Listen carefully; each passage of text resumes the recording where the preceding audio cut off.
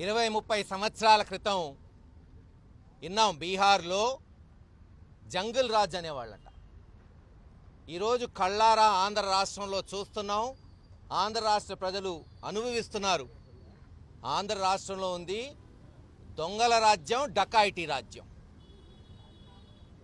20 నెలల నుంచి చంద్రబాబు నాయుడు గారు ముఖ్యమంత్రి అయినప్పటి నుంచి పిన్నెల్లి గ్రామంలో దాదాపు 200 కుటుంబాలు ఎస్సీ, ఎస్టీ, బీసీ, మైనారిటీ వర్గాలు ఊరి నుంచి వెలేస్తే, తరిమేస్తే ఇప్పటి వరకు ఎస్పీలకి, డిఎస్పీలకి, సీఏలకి చెప్తే ఆదరించిన వాడే లేడు.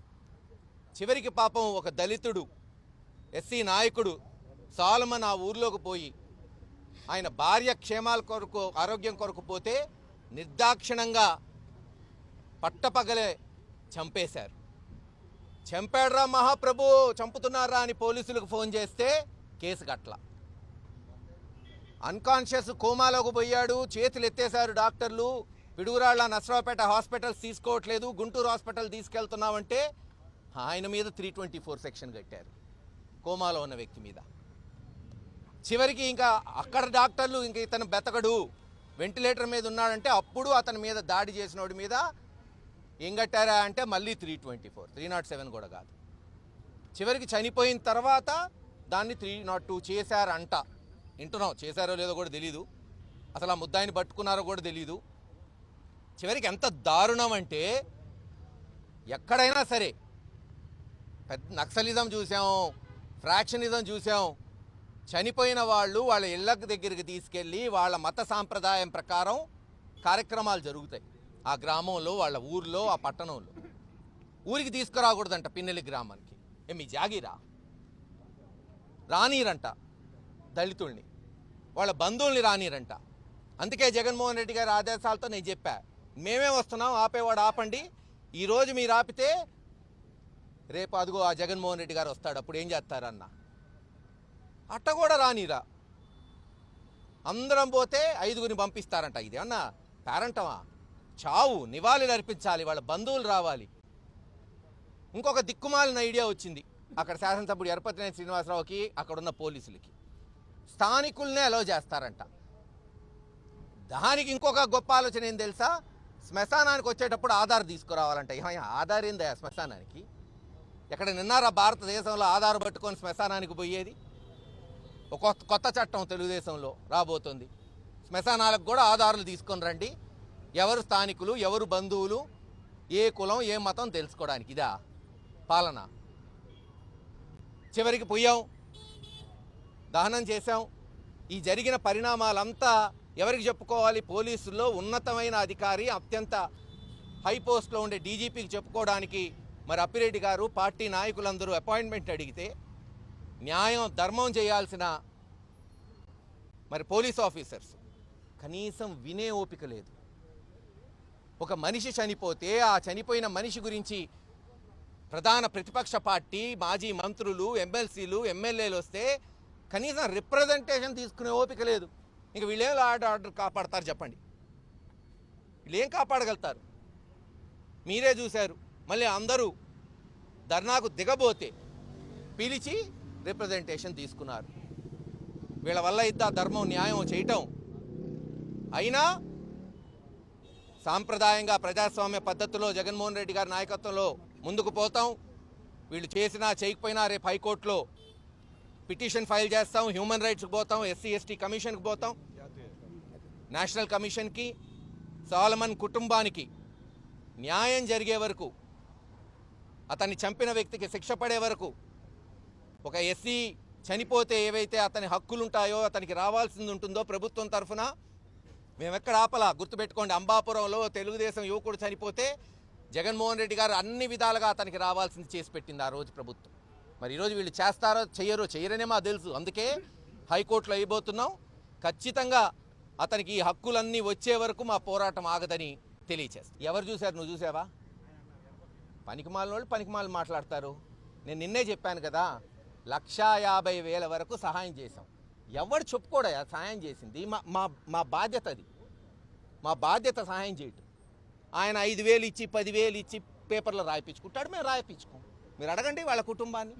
అసలు ఇంకెంత దారుణం అంటే ఎరపతినేని శ్రీనివాసరావు అంటాడు చనిపోయింది మామూలుడే కదా, ఆయన ఏమన్నా నాయకుడా అంటే? నాయకుడు చనిపోతే ఒక ఎత్తు, ఒక ఎస్సీ మనిషి చనిపోతే ఒక ఎత్తా? అంటే ఎమ్మెల్యేలు మంత్రులు మర్డర్ అయితేనే గొప్ప, సామాన్యుడికి ప్రాణానికి విలువ ఉండదా? అన్ని విధాలుగా కాపాడాం. మీరే చూశారు కదా ఎంత పోరాటం జరిగింది. ఒక మనిషిని దహనం చేయడానికి పోరాటం చేశాం. అసలు ఆంధ్ర రాష్ట్ర చరిత్రలో ఎప్పుడన్నా మీరందరూ చూశారు రాజకీయాలు. మర్డర్ చేసినందుకో ఇంకో దానికో దాడి జరిగిందికో కాదు, మొన్న జరిగిన ఉద్యమం దహనం చేయడానికి, ఖననం చేయడానికి ఆయన మత పద్ధతుల్లో మొట్టమొదటిసారి బహుశా చరిత్రలో అనుకుంటా. అందరికీ నమస్కారం. ఈరోజు డీజీపీ ఆఫీసులో ఘోరాతి ఘోరమైన అవమానం చేశారు. ఓ 4 మాజీ మంత్రులు, ఒక 4 ఎమ్మెల్సీలు, 5 మాజీ ఎమ్మెల్యేలు ముందుగా సమాచారం ఇచ్చి మేము ఫలానా సమయానికి డీజీపీ గారికి రిప్రజెంటేషన్ ఇవ్వడానికి వస్తున్నామని పార్టీ కార్యాలయం నుంచి సమాచారం ఇచ్చి మేము ఇక్కడికి వచ్చాం. మమ్మల్ని కనీస నార్మల్ వ్యక్తులుగా కూడా లోపల ట్రీట్ చేయలేదు. అత్యంత దారుణంగా ప్రవర్తించారు. గురిజాల నియోజకవర్గంలోని పిన్నెల్లి గ్రామంలో ఒక మర్డర్ అయింది. తెలుగుదేశం పార్టీ నాయకులు మా కార్యకర్త అయిన మందా సాల్మన్ని చంపేశారు. చనిపోయిన వారికి న్యాయం చేయాలి. స్థానికంగా ఉన్న సిఐ ఎస్ఐ న్యాయం చేయటం లేదు. వాళ్ళు పూర్తిగా తెలుగుదేశం పార్టీ కార్యకర్తల్లాగా పనిచేస్తున్నారని ఈ రాష్ట్ర డీజీపీ గారికి వినతి పత్రం ఇవ్వడానికి వచ్చాం. మేమేం కొట్లాటకు రాలేదు, ధర్నాలకు రాలేదు, ఏ ఆర్గ్యుమెంట్లకు రాలేదు. మేము వచ్చింది మా డీజీపీ గారి దగ్గరకు వచ్చాం. తెలుగుదేశం డీజీపీ గారి దగ్గరకో, తెలుగుదేశం పార్టీ ఆఫీస్కో, నారా చంద్రబాబు నాయుడు దగ్గరకో మేము రాలేదు. ఆంధ్ర రాష్ట్ర ప్రజల డీజీపీ గారి దగ్గరకు వచ్చాం. శాంతి భద్రతల పరిరక్షణ అధికారి అత్యున్నత స్థాయిలో ఉన్న వారి దగ్గరకు వచ్చాం. మమ్మల్ని కనీసం కలవటానికి కూడా వారు ఇష్టపడలేదు. అంటే ఇప్పుడు ఈ డీజీపీ గారిని వీరు చంద్రబాబు నాయుడు గారి యొక్క ఏజెంట్గా పనిచేస్తున్నారా, ఆంధ్ర రాష్ట్ర ప్రజల డీజీపీగా పనిచేస్తున్నారా మాకు అర్థం కావటం లేదు. చాలా భయం కలుగుతుంది. ఎందుకంటే గ్రామాల్లోని పేదవాళ్ళు, దళితులు, బలహీన వర్గాలు వైఎస్ఆర్ కాంగ్రెస్ పార్టీకి బలమైన కోటగా నిలబడి ఉన్నారు. చంద్రబాబు నాయుడు అధికారంలోకి వచ్చిన రోజు నుండి దళితులను ఊచ కోతకు వస్తున్నాడు. ఎలాగైనా బెదిరించి జగన్మోహన్ రెడ్డి గారికి దూరం చేయాలని కుయుక్తి రాజకీయాలు చేస్తున్నాడు. వాళ్ళ వల్ల కావటం లేదు కాబట్టి పోలీసు కేసులు పెట్టి మా మీద భయభ్రాంతులు చేస్తున్నాడు. మేము ఈ సందర్భంగా మనవి చేస్తున్నాం, ప్రజలందరూ కూడా గమనించమని చెప్పి అడుగుతున్నాం. మందా సాల్మన్కు ఆర్థిక సహాయం ₹1 కోటి చేసేదాకా, మందా సాల్మన్ కుటుంబానికి 5 ఎకరాల భూమిని ప్రభుత్వం ఇచ్చేదాకా, స్థానిక సిఐ ఎస్ఐ, స్థానిక శాసనసభ్యుడు ఎరపతినేని శ్రీనివాసరావు మీద ఎస్సీ ఎస్టీ అట్రాసిటీ కేసు పెట్టిన దాకా మా పోరాటం కొనసాగిస్తూనే ఉంటాం. మా పోరాటం ఆగదు. మీరు భయపెట్టేవాడు ఎవడూ లేడని సెలవు తీసుకుంటున్నాం. ఈరోజు రాష్ట్ర వ్యాప్తంగా దళితుల మీద జరుగుతున్న దాడులకు ఈ ప్రభుత్వం పూర్తిగా బాధ్యత వహించాలి. ముఖ్యంగా పల్నాడు జిల్లా పిన్నెల్లిలో చనిపోయిన మందా సాల్మన్ గారి కుటుంబానికి న్యాయం చేయాలి. అట్లానే నిర్లక్ష్యం వహించిన పోలీసులు ఎవరైతే ఉన్నారో కేసు పెట్టకుండా మొదటి రోజు నుంచి కూడా నాంచి చనిపోయిన తర్వాత సెక్షన్లు మార్చి పెట్టే కార్యక్రమం చేస్తారో వాళ్ళ మీద తక్షణమే చర్యలు తీసుకోవాలని వైఎస్ఆర్ కాంగ్రెస్ పార్టీని డిమాండ్ చేస్తున్నాం. అట్లానే ఆ కుటుంబానికి న్యాయం చేయాలని ఈరోజు డిమాండ్ చేస్తున్నాం. అట్లానే ముఖ్యమైన విషయం, పిన్నెల్లి గ్రామంలో దాదాపు 200 కుటుంబాలు ఇప్పటికే ఊరి వదిలి బయటికి వెళ్ళిపోయాయి. వాళ్ళందరినీ కూడా తిరిగి ఆ గ్రామానికి చేర్చే విషయం మీద పోలీసులు చర్యలు తీసుకొని కమిటీ వేసి ఆ గ్రామానికి వీళ్ళందరినీ కూడా తిరిగి గ్రామంలోకి వెళ్ళే విధంగా చర్యలు తీసుకోవాలని చెప్పి పల్నాడు వైఎస్ఆర్ కాంగ్రెస్ పార్టీ వర్కింగ్ ప్రెసిడెంట్గా మేము డిమాండ్ చేస్తున్నాం.